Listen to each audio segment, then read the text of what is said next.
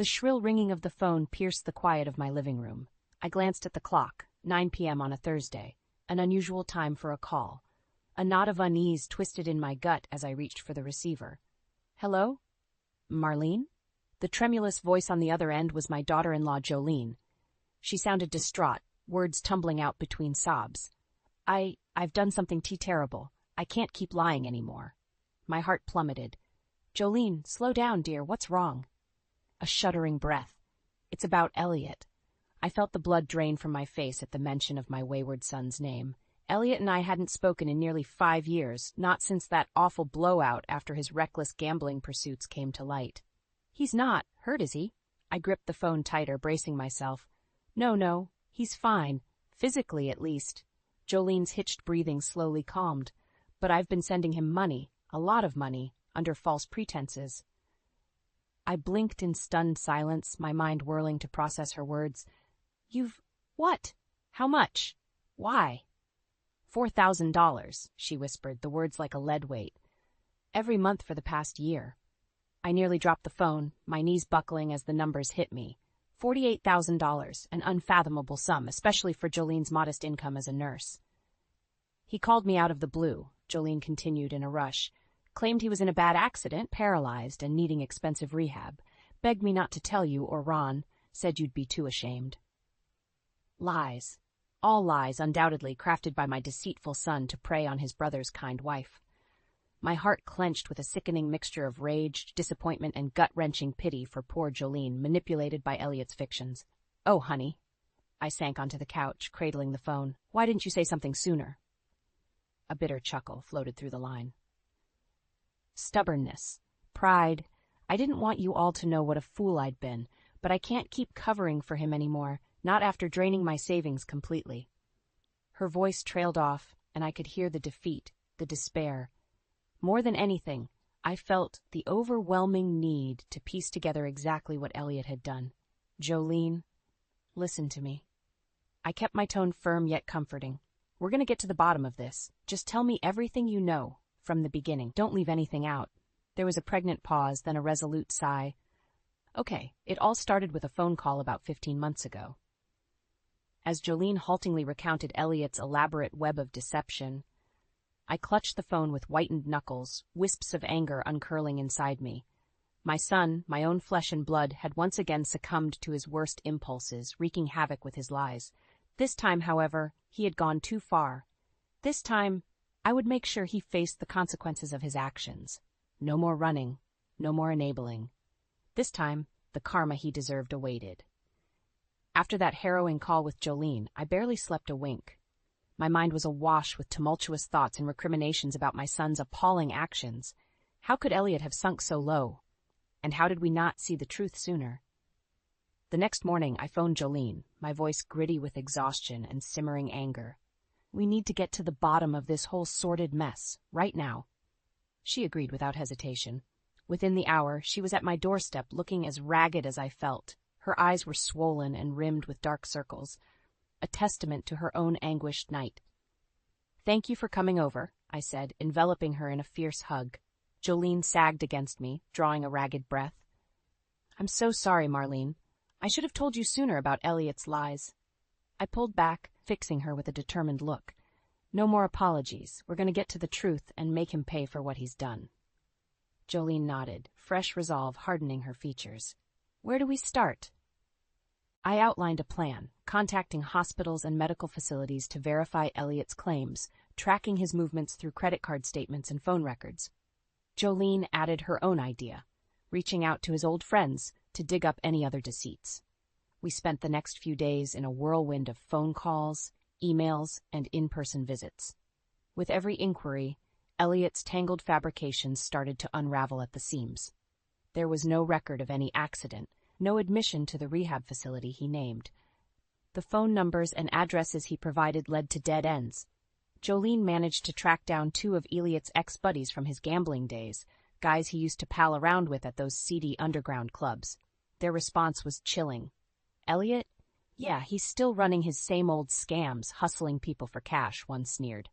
Dude's been blacklisted from every reputable casino in 3 states for his con games. The other snorted derisively. Trust me, if you gave that lowlife a dime, you got played. Hard. With each new revelation, my heart twisted with a sickening combination of anger, sorrow, and bitter disappointment.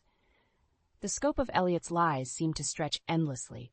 How could my own child harbor such darkness, such blatant disregard for those who loved him most? To make matters worse, the financial toll of his duplicity came into sharp focus as Jolene and I pored over her drained accounts, listing out medical bills that didn't exist, payments made to ghost representatives, and phantom caregivers. Nearly $50,000, gone in an intricate ruse spun by my own son. That night, I sat in my darkened living room, the weight of Elliot's betrayal crushing down on me like a vice. Jolene had finally crashed on the sofa, spent from our emotional roller coaster. With trembling hands, I dialed a number I never expected to call, that of Jack Hartley, a gruff ex-cop I knew from my teaching days. A man with shady connections, but an uncompromising sense of justice. "Jackie," I spoke in a hushed tone as the line picked up. "I need your help with something. A family matter that's gone criminal." There was a momentary pause, then his gravelly response. "Tell me everything." As I quietly laid out the sordid details for Jack, the first glimmerings of a risky plan began taking shape in my mind. We would confront Elliot soon, but this time there would be no more running, no more deception. This time he would face the consequences. Jolene sat across from me at the kitchen table, absently stirring her coffee while I outlined my plan to Jack over the phone. Her eyes were hollow, the normally vibrant hazel now dull with fatigue and heartbreak. Seeing her like this fueled my own fury toward Elliot. "So that's the situation," I finished, keeping my voice low and steady. "We need to draw him out, get him to confess everything on record." A contemplative grunt came through the line. "Risky move, going vigilante like this, Marley. You sure you two can pull it off without him catching wind?" I shot Jolene a pointed look, and she straightened, mouth setting in a grim line. "We don't have a choice, Jackie. The law's been unable to touch Elliot so far. This is our only chance at real justice." "All right, then," Jack sighed. "I'll make a couple calls, set some things up on my end. You just focus on getting that snake to strike." "We will," I assured him. "Thank you for everything." "Don't thank me yet," he replied gruffly before disconnecting. I slowly set down the phone, letting the weight of our planned sting wash over me. Reaching across the table, I clasped Jolene's hand. "You up for this? I won't lie, it could get ugly when we confront him." She squeezed my fingers with surprising strength. "I want him to face what he's done, no matter how hard it gets. He took everything from me with his lies." Her voice thickened with feeling. "I can't let that stand." Nodding firmly, I began outlining my strategy to lure Elliot out of hiding. "We're going to tell him there's a family emergency, make him think one of us is in the hospital, lay on the sympathy and let his guilt do the rest." Jolene's brow furrowed. "You really think he'd fall for that? After everything?" "He will if we pitch it right," I stated with certainty. "I know how Elliot operates. He craves validation, needs to be seen as the doting son, coming through in a crisis. That needy ego of his will get the best of him." A flicker of dark amusement crossed her face. "So we just have to keep feeding his delusions for a little longer." "Precisely." I watched understanding bloom in her eyes, chasing away the shadows. "Then when he shows up, playing the hero like always, that's when we slam the truth back in his face." Jolene's lips curved into a cold smile. "Let him lie one more time. I can be very convincing when I need to be." An answering grin spread across my own features at her steely resolve. In that moment, I felt a sense of grim purpose settle over me, banishing any lingering doubts. My son's karmic retribution was finally at hand. Over the next few days, we choreographed our roles meticulously. I would initiate the first call to Elliot, voice cracking with panic as I told him Jolene had been in a terrible accident. Jolene would then take over, frantically urging him to come quick, weaving plausible yet vague details about her condition.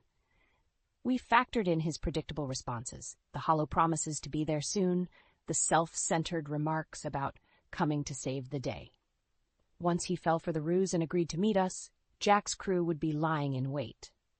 Finally, the night before our sting was set in motion, Jolene and I went over every beat of the plan one final time.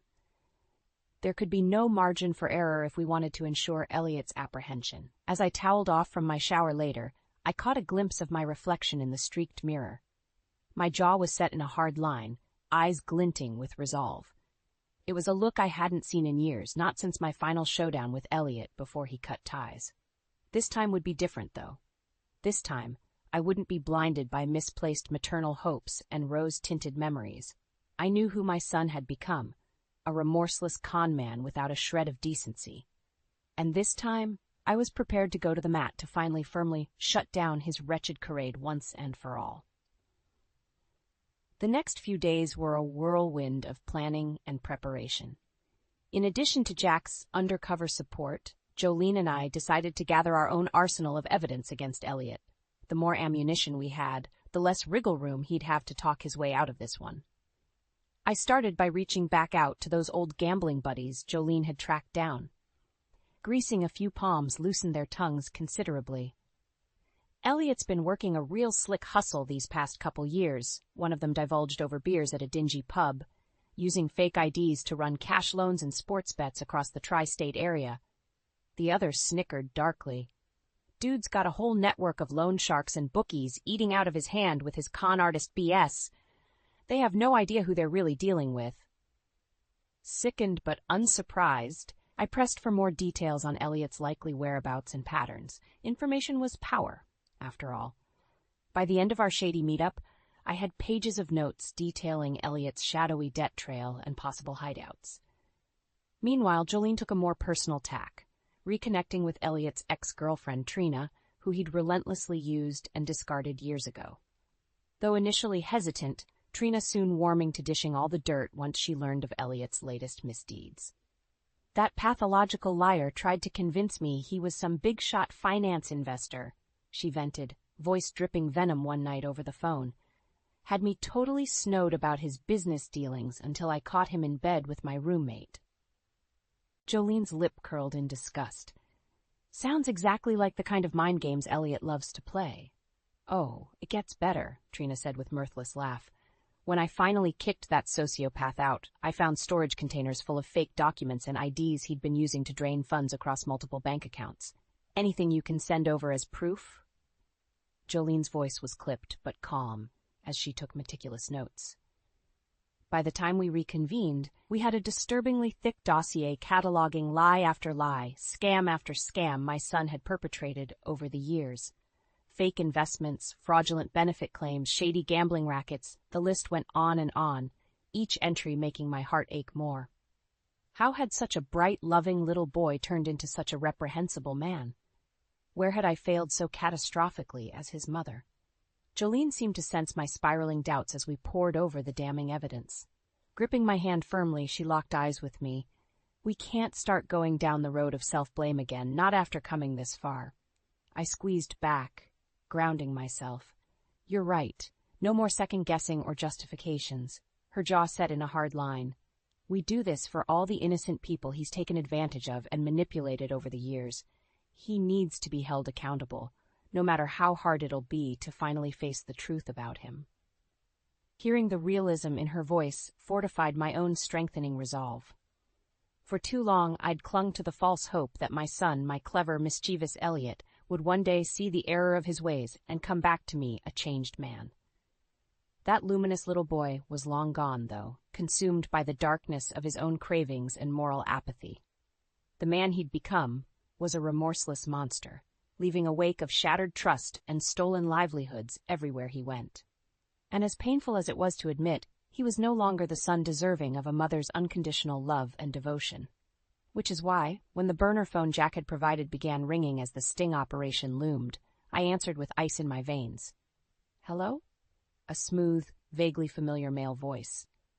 Marlene speaking, I replied evenly. Is everything ready on your end? There was a beat of silence, then a hushed response. The crew is locked and ready to move on your signal. We've got eyes on the Mark's current location and LoJack on his car. I exhaled slowly, feeling Jolene's reassuring presence beside me. Good. We'll keep you posted once we get confirmation on his movements. Understood, the voice replied crisply. Don't take any unnecessary risks. I ended the call without responding, suddenly impatient to have this entire sordid affair concluded once and for all. Turning to Jolene, I saw my own grim determination reflected in her eyes. "It's time," I said simply. "Let's finish this."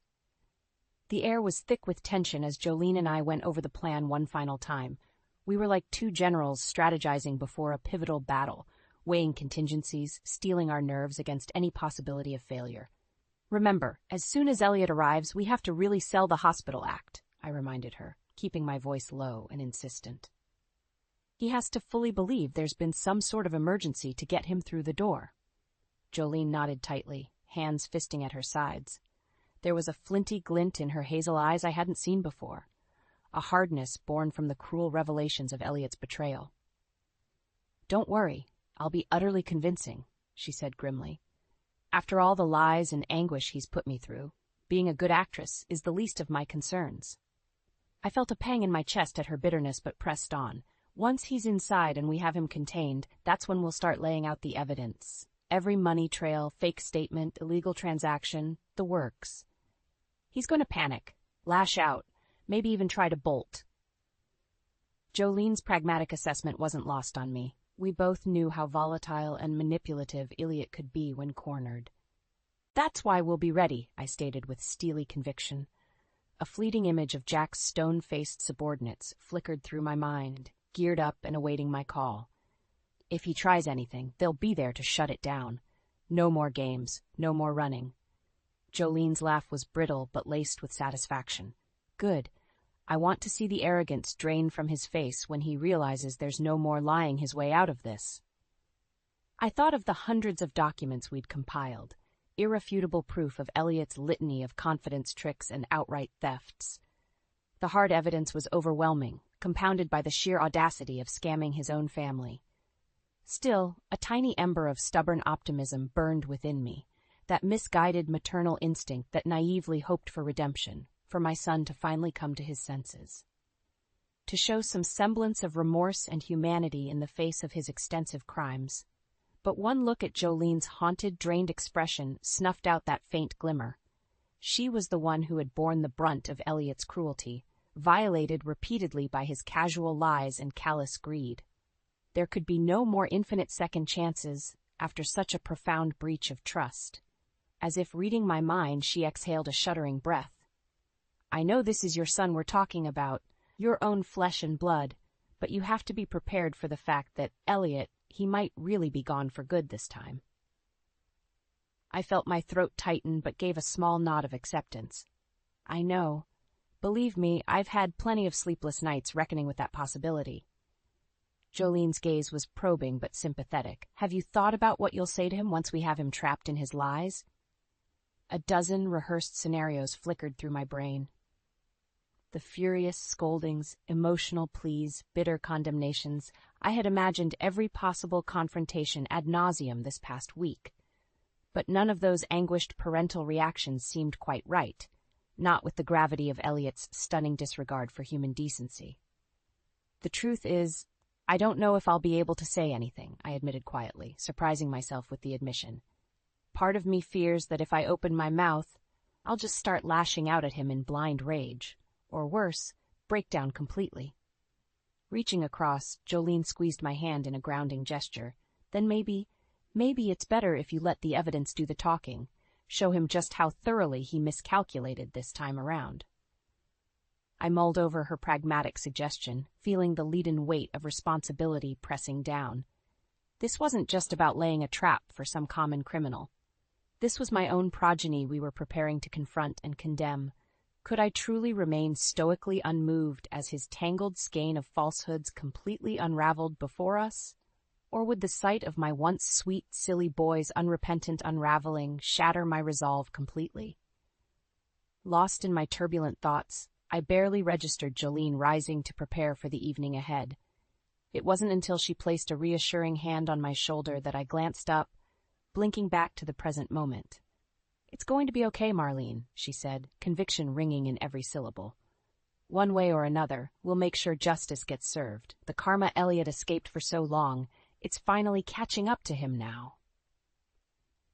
I felt a grim sort of peace settle over me at her words. She was right. Fate had merely been biding its time all these years. letting Elliot blindly dig himself into an increasingly deep pit of lies and exploitation. And come tomorrow evening, we would be there to ensure that same cruel universe yanked him down into the depths once and for all, facing the ugly consequences he deserved. Exhaling a steadying breath, I rose and gave Jolene's hand one final resolute squeeze. Let's get ready. It's judgment time. The heavy silence was shattered by the shrill ringing of the doorbell. Jolene and I exchanged one final, grim look before she moved to answer it. Showtime. Elliot. She opened the door, voice trembling with feigned distress. Oh, thank God you're here.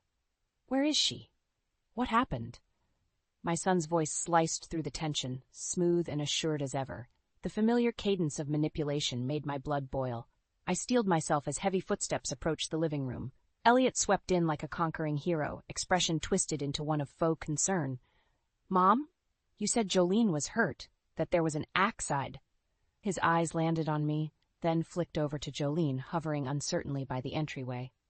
The facade slipped for just a moment as confusion creased his features. Seizing the opportunity, I rose to my feet with purpose. There was no accident, Elliot. But there certainly is an emergency. The fact that you've been deceiving and stealing from this family for over a year now. His brow furrowed in a well-practiced mask of indignation. What? That's absolutely ridiculous. I haven't. Save it.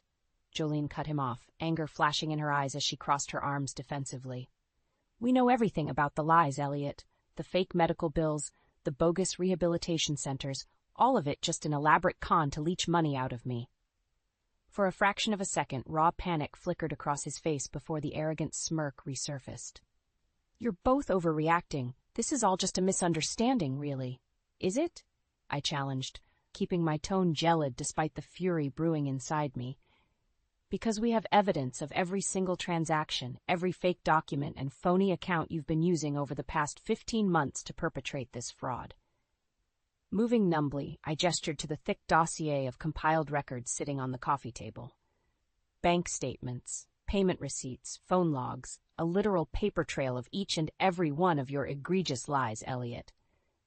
As his gaze landed on the damning pile of proof, the color visibly drained from his cheeks.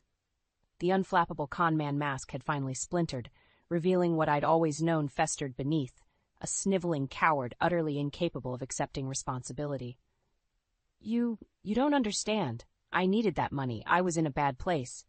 We understand plenty, you pathetic snake, Jolene snarled, taking an aggressive step forward as months of anguish contorted her features. We know all about your outstanding gambling debts, your illegal bookmaking, your shady false identities to keep scamming more funds. Elliot's eyes went wide with panic, head whipping around like a cornered animal as the walls closed in around him. How? Your sleazy little gambling crew buddies ratted you out after I leaned on them, I stated coolly, as did that ex-girlfriend Trina you used to swindle on the side. Jolene's laugh was caustic. For such a skilled liar, you really didn't cover your tracks well at all, did you? And those are just the highlights of your pathetic criminal resume, I pressed on relentlessly. We have detailed financial records of funds you pilfered through fake investment scams, fraudulent Medicare claims, you name it. A damning, decade-long pattern of exploitation and deception. Elliot seemed to deflate before our very eyes, the sneering bravado melting away as he registered the sheer depth of exposure we'd uncovered. His mouth worked uselessly, desperately searching for an angle, a convenient lie to wriggle free. But there were no more deceptions that could dig him out this time. We'd ripped away every mask, every layer of artifice to reveal him for the wretched, immoral con-man he truly was. No, you can't do this. His voice was little more than a broken whisper now, the wounded bravado of a child realizing their games had gone much too far. I'm your son? White-hot rage lanced through me at his utterly pathetic attempt to salvage sympathy. You lost any right to call yourself that years ago, I said in a tone of Arctic finality.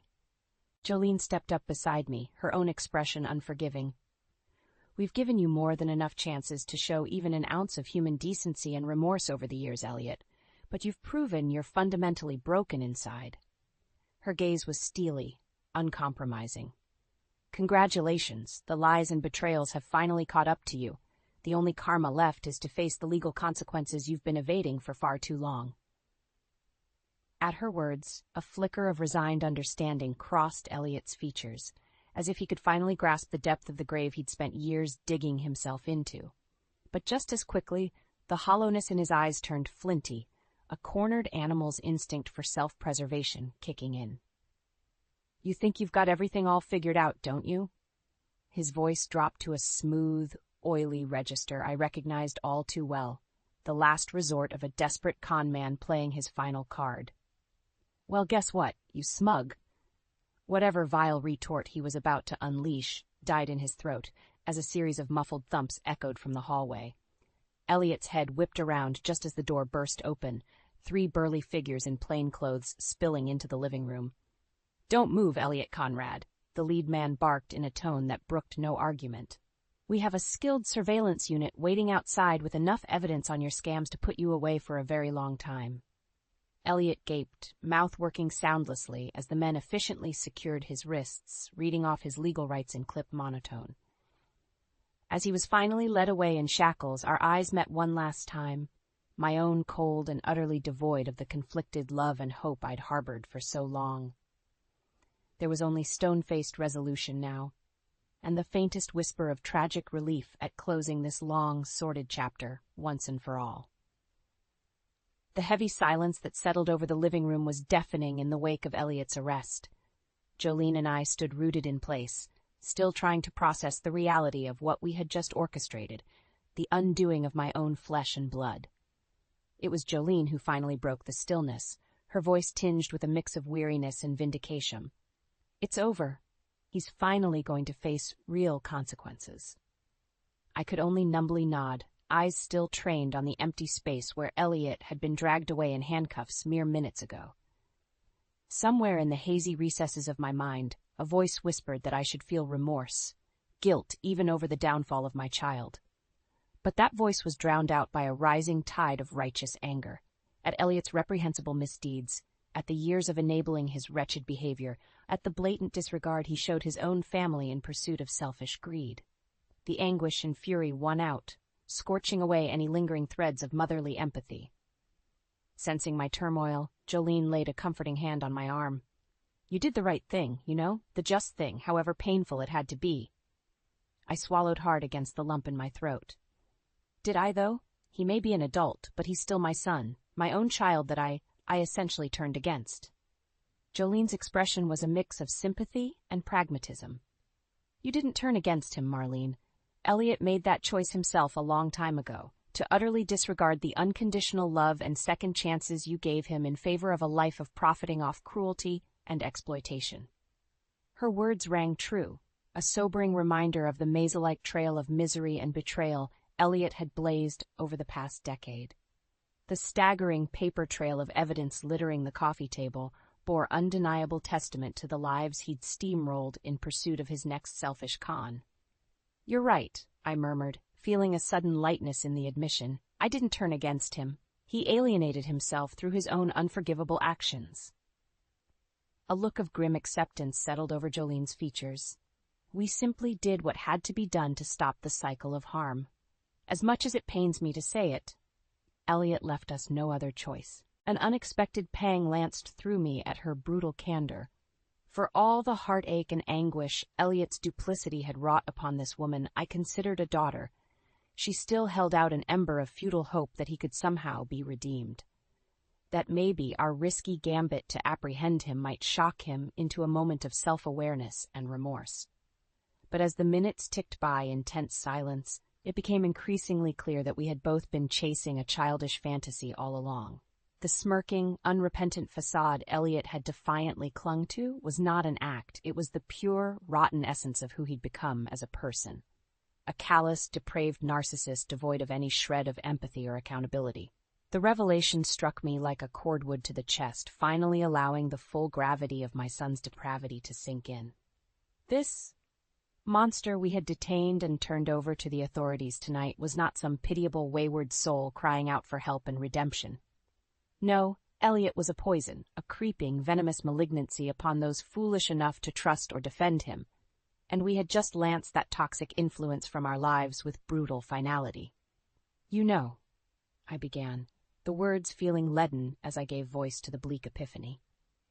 Part of me had hoped that when we finally turned the screws on him, showed him the full extent of the lies we uncovered, part of me hoped he might actually show some remorse, some sign of the person he used to be, deep down. Jolene's eyes were haunted but unsurprised as I pressed on. But after the way he postured and tried manipulating even at the very end, I realized the hard truth. The good, sweet little boy I remembered is gone, Jolene. Erased and twisted beyond recognition by his own selfishness and moral vacancy. A hollow chuckle escaped my lips as I bowed my head, worrying the locket around my neck, one of the few cherished mementos from Elliot's distant childhood that I still clung to. My son, in every sense of who he truly is now, is simply a monster without a shred of redeemable humanity left. Silence hung heavy between us as my words sank in, the air thick with leaden grief and hard-won acceptance of that grim reality. After several moments, Jolene reached over and gently pried the locket from my fingers, turning it over to admire the faded image within. "He may be gone," she said, sadness tempering her voice, "but this little boy, the person he was meant to grow into." She looked up at me, eyes shining. "This is who we keep fighting for, Marlene. This is the justice and closure he deserves, even if he can't see it anymore." I stared at the locket, at the pudgy, mischievous visage frozen in time on happier days, and felt something within me loosen and release. Jolene was right. The person Elliot had become was a harsh, unforgiving truth to accept, but it was not one I had to let define or corrode every happiness of years past, either. Reclaiming the locket, I clutched it close for strength. "You're right. We fought for that little boy as much as ourselves this time, to sever the childhood promise that got so abhorrently perverted." Jolene laid her head against my shoulder, drawing me into a comforting embrace. And there in the wreckage of duplicity's aftermath, we allowed ourselves a moment of silence, to grieve, to find solace, to let the shards of anguish transmute into resilience. Because while the son had proved himself a lost, festering cause long ago, we would endure despite it all. For in purgating that cancerous influence from our lives once and for all, therein lay the first blossoms of redemption, to rise unbowed from the ruins Elliot left behind. In the weeks following Elliot's arrest, an odd sort of serenity descended over the household. As if in expunging that gnawing cancer of betrayal, Jolene and I had simultaneously lanced a deeper, more systemic poison from our lives. The days blurred together in a blur of legal proceedings and testimonies against my son, a crushing parade of paperwork and evidence that left no shred of doubt as to the extent of his reprehensible grifts. Not that Elliot seemed remotely remorseful about any of it. "You'll regret this," he sneered at me during one tense courtroom recess, eyes glittering with malice, airing out every dirty secret of my supposed crimes for the world to see. I merely stared back, unmoved. Beside me, Jolene's hand found mine, giving a reassuring squeeze. We'd heard Elliot's recycled bravado and empty threats enough times by now to render them utterly toothless. After cycloning through so many years of emotional tumult and heartache because of him, this bizarrely clinical dismantling of his house of lies was almost anticlimactic in its banality. Almost. There was still a grim sense of finality to it all, the closing of an ugly, tangled chapter in our lives that should have ended years ago before Elliot's misdeeds could metastasize so malignantly. But at long last we were cutting out the lingering rot, cauterizing the fetid wound of his malfeasance. When Elliot was finally remanded to state custody on multiple charges, fraud, embezzlement, identity theft, the list went on and on. There were no hysterics or grandiose courtroom outbursts, just a terse sentencing statement and the churning finality of steel cuffs ratcheting into place. As he was led away in chains, Elliot's gaze found mine one final time. I searched his hooded eyes for any fleeting glimmer of contrition, the faintest sign that somewhere within that labyrinth of delusion and pathological self-interest, a kernel of the sweet little boy I'd raised still flickered. But his expression remained an impenetrable mask, devoid of anything beyond contemptuous fury. And in that moment, the last vestige of misguided maternal love I'd harbored for so long finally guttered and died, an inevitable, cataclysmic collapse, succumbing to the sheer mass of his moral iniquity. "It's done," I murmured, more to myself than anyone as we vacated the courtroom. And finality laced the words, both haunting and deeply cathartic. Jolene squeezed my hand again, understanding shining in her eyes. No more placating words or assurances were needed between us. We had stared down the worst of ourselves in dismantling this family's generational trauma and emerged scarred but triumphant on the other side. In the months that followed, I took my first deep, steadying breaths of true freedom in decades. The persistent albatross of tolerating Elliot's escalating depravities over the years had finally slipped its suffocating tether, letting me spread my wings. Of course, grief still reared its head in moments of quiet stillness. I found myself staring at old photographs, tracing the outlines of my son's image with wistful longing for those halcyon days before his conscience splintered beyond repair, when the gleam of innocence had yet to calcify into flinty narcissism. I could dwell in those memories of maternal sweetness we once shared. But erecting a mausoleum to my own wistful remorse would be a disservice to the choice Elliot made, to alienate himself utterly in favor of a life of unchecked duplicity and preying upon the unconditional love of those who should have mattered most. No, I would not be shackled to those what-ifs and lingering vestiges of futile hope. With time and Jolene's unwavering moral buttress, I found the resilience to recontextualize Elliot's very existence in my heart. He was not a wound to be tenderly nursed, nor a lingering trauma to stoke and relive ad nauseum. My son was now a hard-won victory over generational toxicity and self-deceit. A cautionary parable of what festering evil could consume even the most intensely loved soul, should they willingly surrender to their basest impulses without accountability. Some would call it tragic, this dissolution of the sacred mother-son bond over such squalid circumstances. But I chose to reclaim the narrative, to not let Elliot's treacheries totally define and erode the joys of earlier days. There had been light and laughter and profound love, all of which flowered anew in the aftermath of his permanent removal from our lives. And in nurturing that reclaimed inner grace, I found a path to not just surviving the devastation of betrayal, but transcending it. Jolene was my kindred spirit through that personal metamorphosis.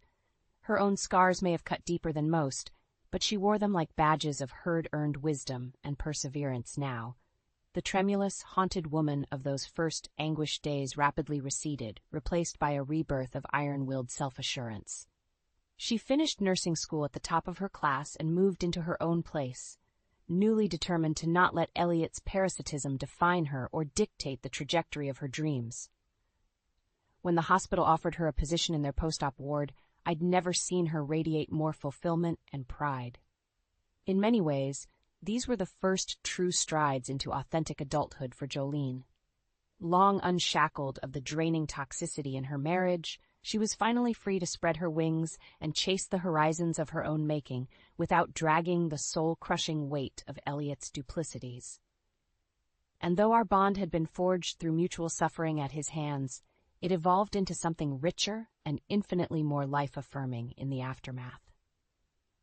We were not victims united by an indifferent monster anymore. We were sisters in resilience, arcing ever upward on the ascendant trajectory of our reclaimed destiny.